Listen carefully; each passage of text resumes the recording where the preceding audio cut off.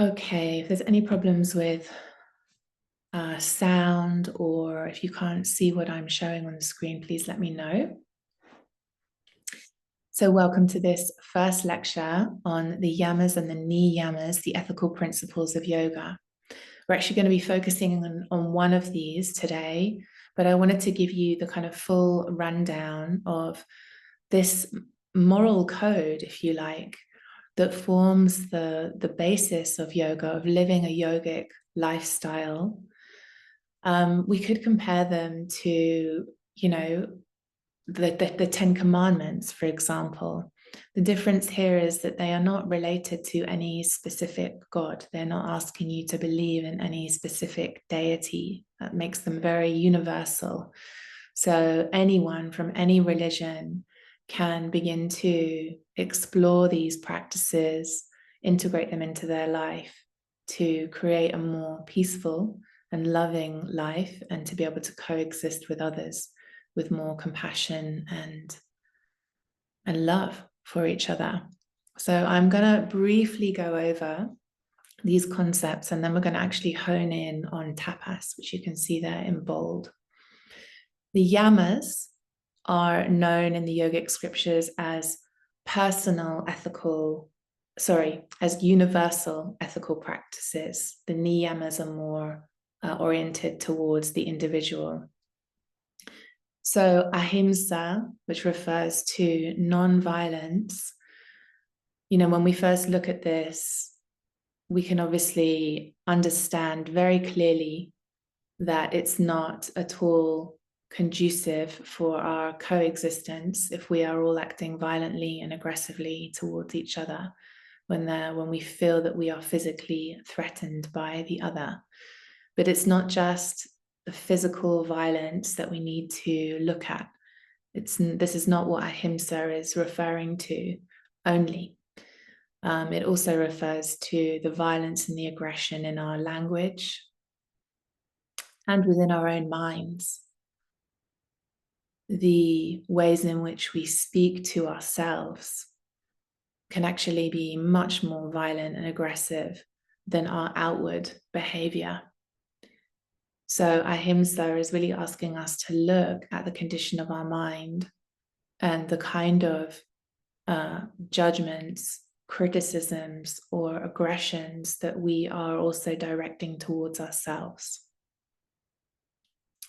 Satya, referring to truth, right? To speaking the truth, to avoiding at all costs lies, but also to be truthful and honest within ourselves, to see that we are not acting hypocritically, saying one thing and doing another. We can see this very clearly. There's a lot of hypocrisy within us, within our leaders. It's very clear to see how many of us are living a lie, right? And so Satya asks us to delve into this dimension and really look at where we are not being honest with ourselves and with others. Asteya refers to non-stealing. Okay, so on the sort of superficial level, right, we can all understand that it's not conducive, it's not appropriate, it's not good practice to steal from others. But there are deeper meanings to this as well. There are deeper levels where we can observe, how are we stealing or robbing dignity from each other, for example, through our words, through how we gossip or speak about others, and in a way betraying their dignity through our words, or how we steal ideas, plagiarism. There are many different, let's say, shadows to this concept that we can explore and observe internally. Am I acting with integrity? Brahmacharya is often translated or interpreted as chastity, but I feel personally that this word has been distorted. There's a lot of confusion around the meaning. And so I prefer to use this concept of sacred sexuality, which is the correct use of our sexual energy, of harnessing this very powerful energy, which is creation in itself, our capacity to create life, to harness that and practice that in a sacred way, where we are not abusing that energy, where it is being used with integrity, right? And that's a whole other teaching there and a practice that many of us are very confused about or have had no real teachings about. And so this is included in the yogic principles, the ethical principles. It's a teaching that isn't often revealed openly. You have to go and look for it because it's so delicate, right? But it's important for us to know that there are very key practices and teachings around how best to use our sexual energy, how to cultivate in a way that is going to create vitality in the body, energy that is going to increase the light in our body. And so that's there for us, should we wish to explore that. Aparigraha, meaning non-attachment, right? Non-attachment to the outcome of a certain situation in our life. This helps us to live a little more freer, to not place so much importance on, this has to be this way, or I need this in order to be happy, or my partner needs to behave in this way in order for me to be happy, or I need to have certain material wealth or things in order to be happy, right? It's about letting go of all those external attachments in regards to our true happiness, to try and cultivate that sense of contentment with with freedom, right? Without it depending on anyone else externally to us or gaining anything from the outside world. The niyamas, Saucha, Santosa, Tapas, Svadhyaya, and Ishvara Pranidhana, are more, we could say, practices directed towards the individual.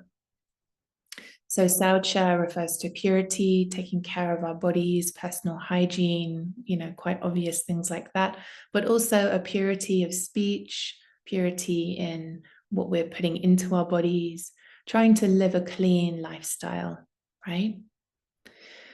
Santosa is the practice of contentment, which is also, we could compare that to a gratitude practice, giving thanks for what we've got, trying to have, an attitude of the glass is half full rather than half empty. These are simple concepts, but actually we can see very clearly if we look at our own mind and our own conditioning, how easy it is for us to fall into, negativity or complaint or, seeing the sort of negative side of things. And if we just were able to just make a few changes and give gratitude every day, focus on the good, focus on, let's say with our partners or our children, focus on what is going well, focus on their strengths rather than their weaknesses, and also in regards to ourselves. This will bring us a lot more contentment.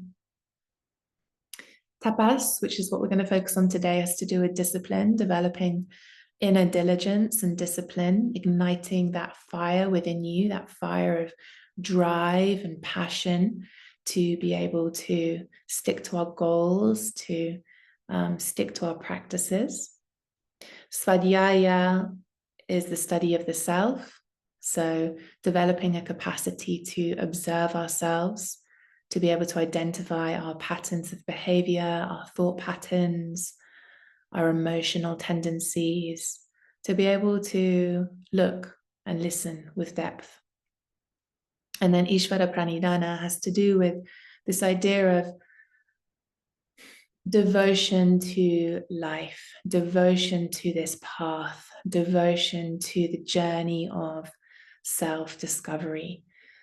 And we can take that one step further. If you have a relationship with your God or your idea of your creator, right? To have a devotion towards that greater vision, that greater intelligence, that greater source of wisdom and love. So I've skimmed over these very quickly, but we can see already that there are some really clear guidelines here that we can begin to reveal and unravel and practice. And today we're going to focus in on tapas, discipline. So tapas, meaning diligence, effort, burning desire, willpower, discipline, and heat, has many different interpretations or just sort of subtleties, right? Different slight subtleties to its meaning. It literally means to generate heat in the sense of illuminating the psyche or activating and awakening the consciousness. It relates to discipline, okay? It's always practical, like taking a practical action towards an end, something that produces a result. So we could say that tapas are the choices that we make day by day to burn certain habits that are detrimental to our body and our mind, choosing to abandon, certain pleasures or momentary pleasures in favor of future rewards. So that could look like, instead of sleeping in an extra couple of hours, getting up at the time that you decided to get up to meditate or journal or go for a walk in nature, whatever that, looks like to you. The discipline of tapas will shape us and transform us into someone of great depth if we allow it, right? If we practice it. Tapas is like the fire that refines gold by burning it from its impurities. So this is literally a description of the spiritual path, right? We are slowly refining ourselves through this process, this alchemical process, where we bring heat, right? We bring light and heat into all our energetic bodies to transform them. It's not about self-punishment or austerities. So very often we can confuse diligence and discipline. It's like the dark side of that, where we are overly controlling or where we are there are too many austerities. It's almost like a punishment.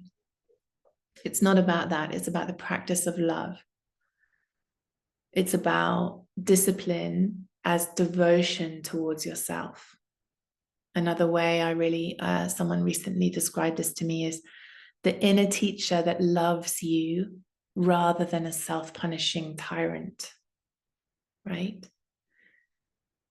We practice these actions that we've decided to take, or disciplines or practices, whether it's yoga or meditation or journaling.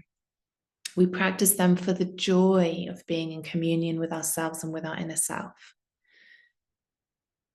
We know that these practices of self-observation or exercise will give results that will benefit everyone, not just ourselves. Through our transformation, we benefit the lives of others.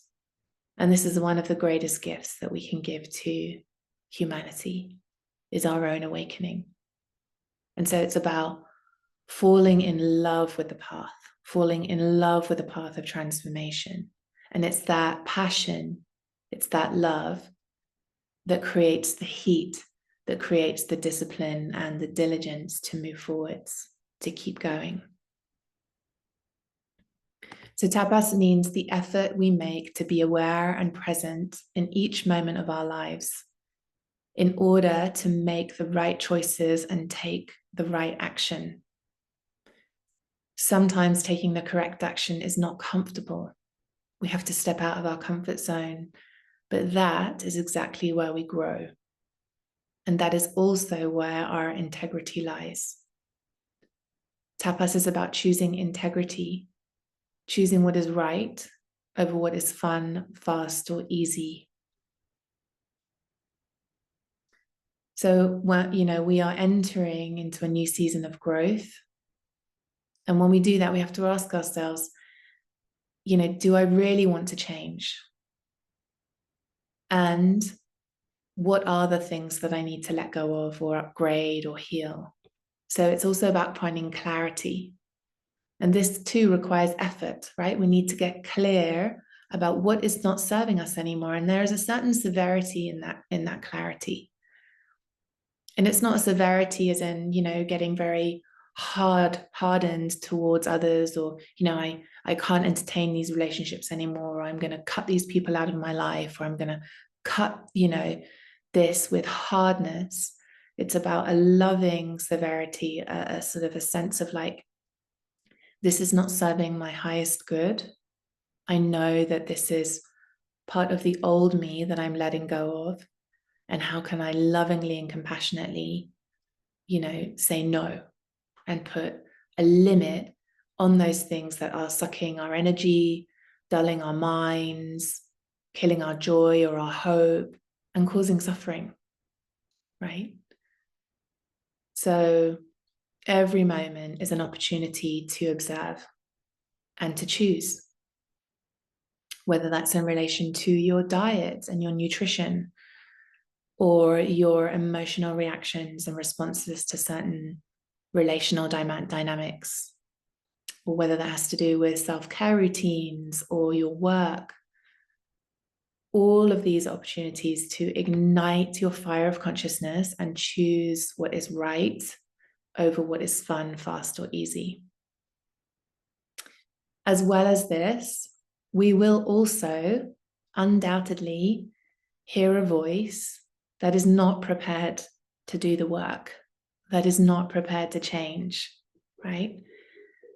We will observe that there are parts of us that are prepared to do certain things, but not everything. So it's like, we have preferences. Well, this suits me, but this doesn't. I'll listen to this teaching, but I don't really like that other one, so I'm just going to ignore it, right? We will notice this as well. And so it's just about paying attention to those preferences and those voices, those conflicting voices,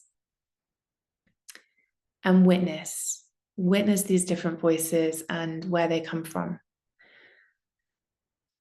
without judging, but just to observe. Because as we begin any process of transformation, there's always going to be a voice that resists it.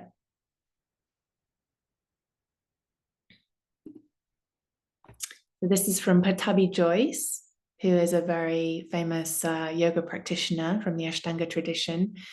Practice and everything is coming. And he says, in yoga, the term sadhana means to carry out a disciplined daily practice. It is the discipline of creating the conditions where we have the opportunity to eliminate any old debris that has accumulated within the mind and body. In practice, this could look like paying attention to the amount and type of food we put into our bodies, or the type of movement or exercise we practice, or through expanding our mind and mental capacity through studying spiritual teachings. This process allows us to shed unwanted pounds, laziness, physical and emotional suffering, a sedentary lifestyle, mental stagnation, and to overcome the ignorance of our soul.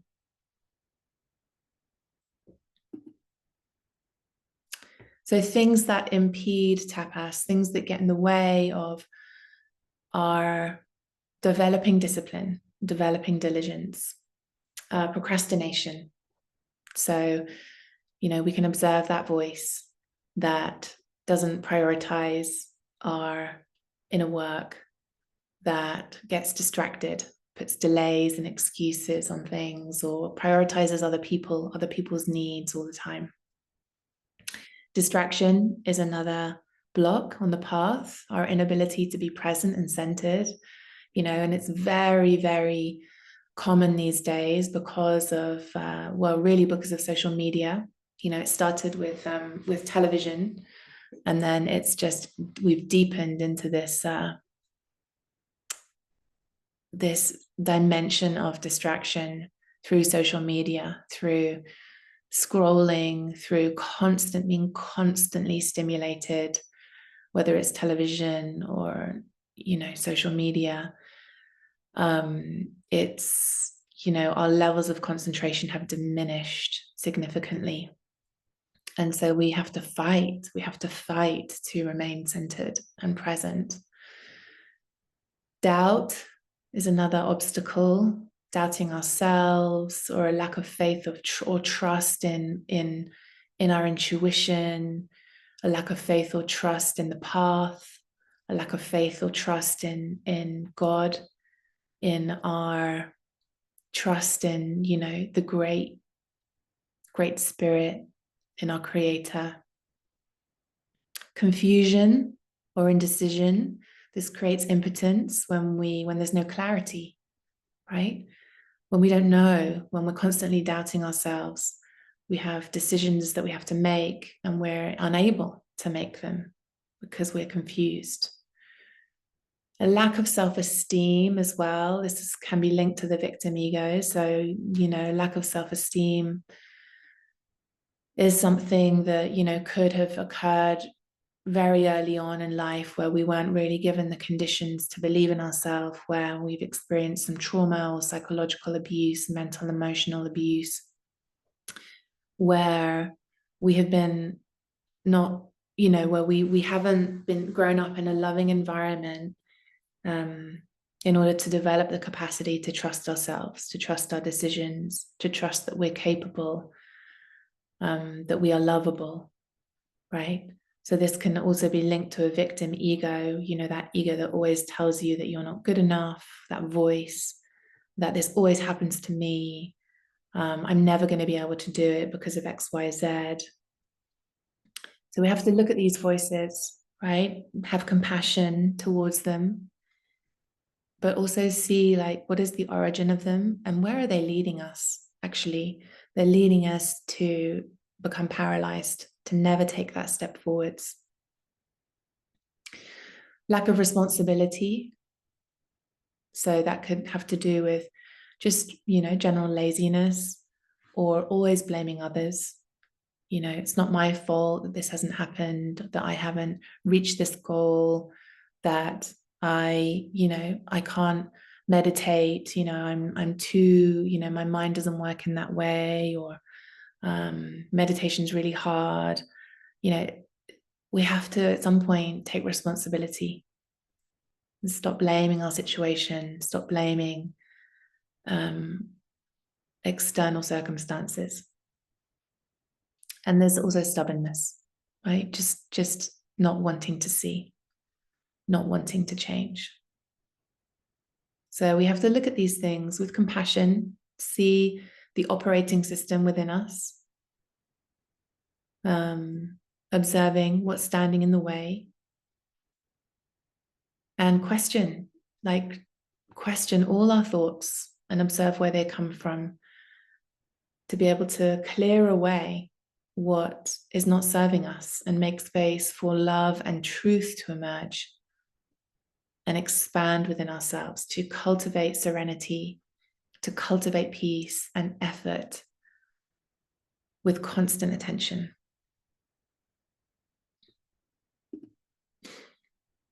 This is a teaching from the Bible, from the Gospel of Matthew. It says, heaven is taken by assault. And the esoteric interpretation of this is, we must make an effort. We have to create heaven here inside of us, a field of peace with effort, right? Heaven is taken by assault. We have to take it for ourselves. We must conquer ourselves. We must use our will, our effort, and determination in order to reclaim the sacred territories within. And passion is needed for that, to be passionate about this path, to be passionate about ourselves and our happiness and our, our self-worth, that we are worthy of attaining peace and contentment and wholeness. I love this image of Kali here. This is one of the Hindu deities. We can see her standing on the body of Shiva, and Shiva is at peace. He is lying there completely surrendered, while Kali, the dark, she's often depicted as the dark mother, this aspect that works in the darkness and the shadow, eliminating the ego. And we can see that she's ferocious. There is a severity to her energy, to her work, because she is putting limits in our own psychology, in the psychology of Shiva, like a loving mother that says no to the child. Don't put your hand in the fire, you will get burned. So she is saying lovingly, internally, putting those limits, no, do not behave like that. Do not react like that, because that's going to cause suffering. And there is an effort and a force there that is, we could say, she is creating, helping to preserve these fields of peace, being our protector, but also conquering that space. So we have to fight for the virtues to be reclaimed. We must harness our hearts and direct ourselves towards the light. In yoga, we refer to these cycles of like these great ages, right? Like we've heard of the golden age. Now, right now, we're in the time of the Kali Yuga. And this is a great cleansing period. It's an age where we are cleansing ancestral hatreds, where we are cleansing the ego, forgiving and remembering, and returning home, rebuilding the fields of peace within us, rebuilding our spirit. And we have the possibility in this lifetime to move towards the light, to rectify. But we must manifest energy and effort and do the work to keep the Spirit of God alive within our hearts and minds, and to be an expression of that, to be instruments for the divine. So we use the energy of tapas, we use the energy of discipline, diligence, heat and fire to clear out the dross and to refine ourselves like we're polishing a diamond. And this is the work. These are the conditions that we must strive to create, to do this work. So I would like to invite us into a journaling practice now. These are our questions. I'm going to put some music on, and I'm going to give us about 15, 20 minutes to go through these, and then we'll just do a short meditation to finish up. Okay? So I'm going to mute myself and I'll put some music on. You guys can grab a comfortable seat, have a cup of tea or water handy, and just start digging into this material. And if you have any questions, please let me know.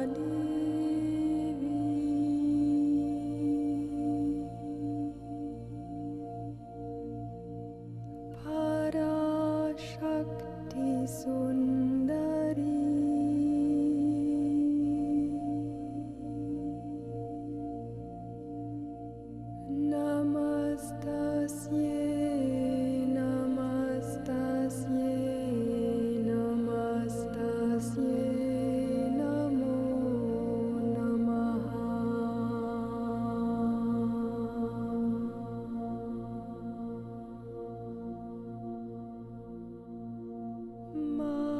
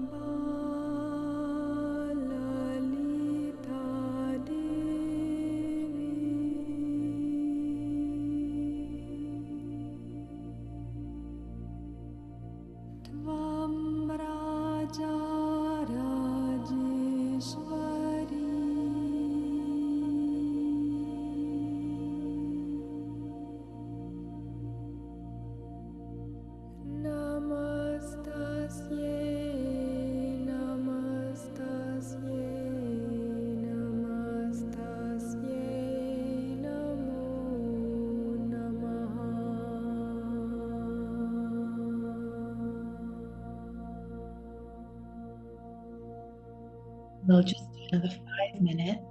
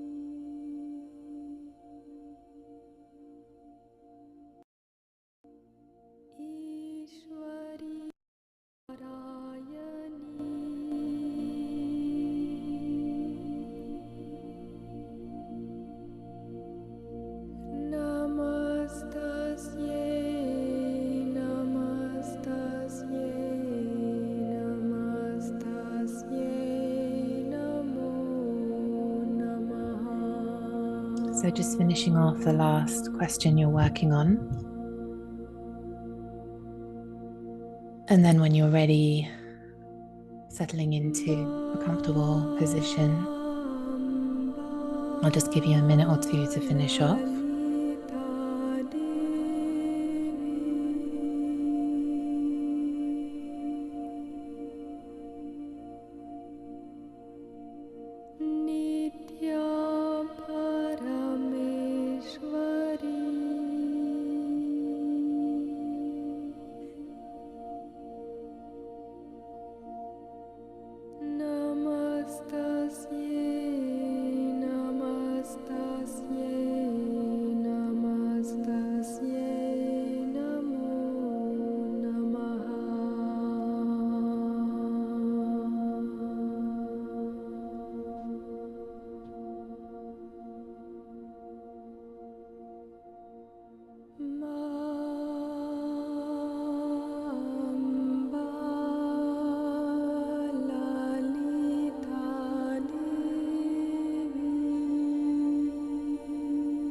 Okay, so let's put down our pens. If you haven't completely finished, you can come back to these questions. We'll finish with this quote: as if you are a beautiful seedling, this is an opportunity to tend to the basics. your soil, daily watering, air quality, time in the sun. For when you are held in the right conditions and circumstances, you naturally bloom. Let's take a moment to close our eyes, the last few moments of this class. So wherever you are, finding a comfortable position.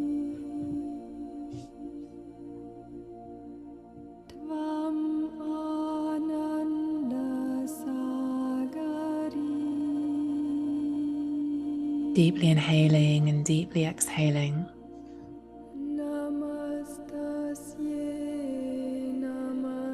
You should still be able to hear the music. If you can't hear the music, please let me know.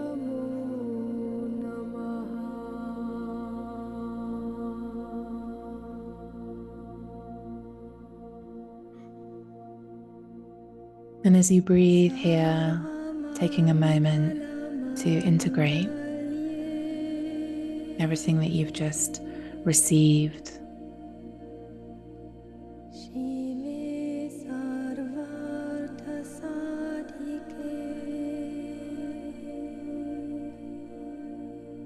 The seeds of these teachings that have been planted inside of you.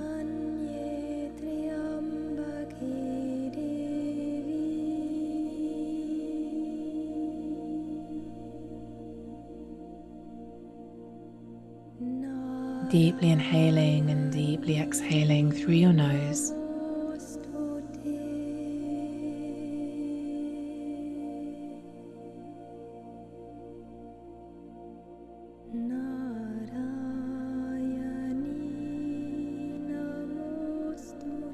And tuning into that which you truly desire,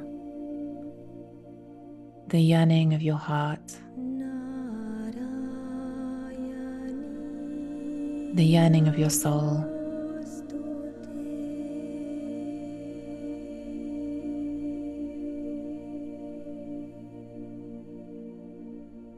Inhaling and exhaling into your heart space.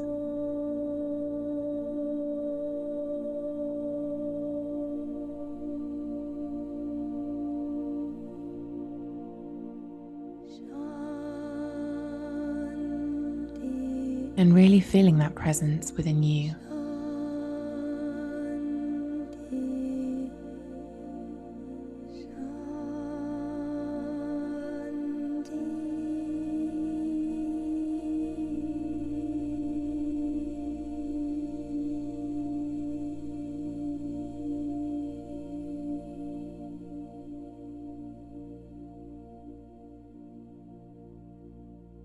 And knowing that you are worthy.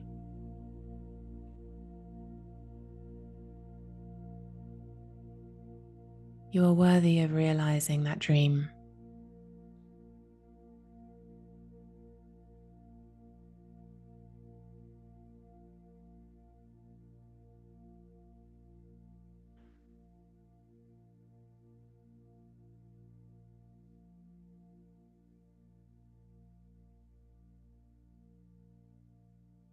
Relax your belly, relax your face.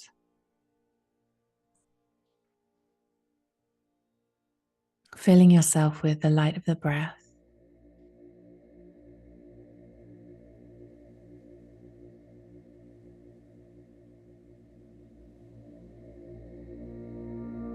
And with every breath, activating that inner fire, that inner heat that will help you to burn away the dross and anything that is standing in the way of you returning to wholeness.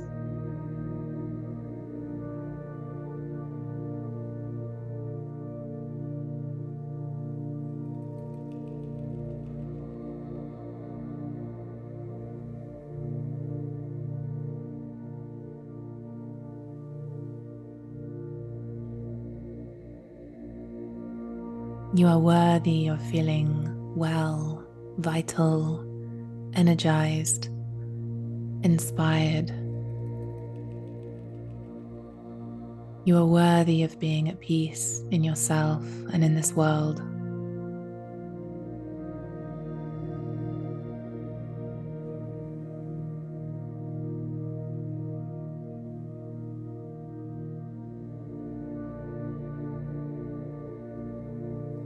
And within yourself, with every breath, igniting that passion.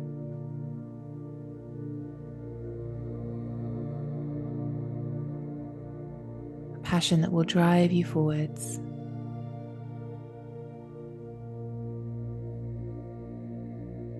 Removing anything that stands in your way. With compassion.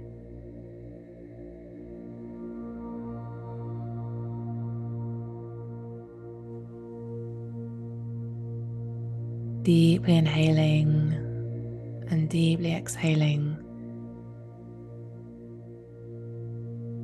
And developing that courage and confidence in yourself.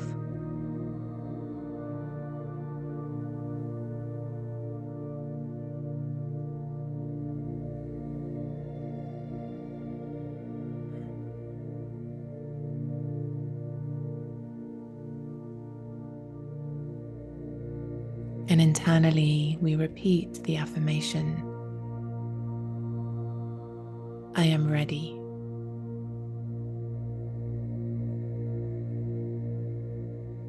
I am ready.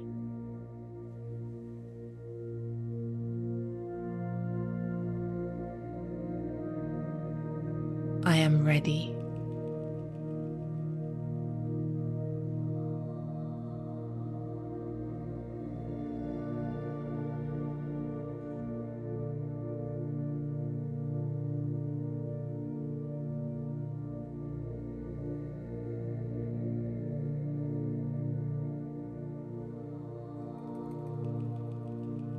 Deeply inhaling and deeply exhaling, we prepare ourselves to slowly come back into this space together. When you feel ready, opening the eyes, connecting back in.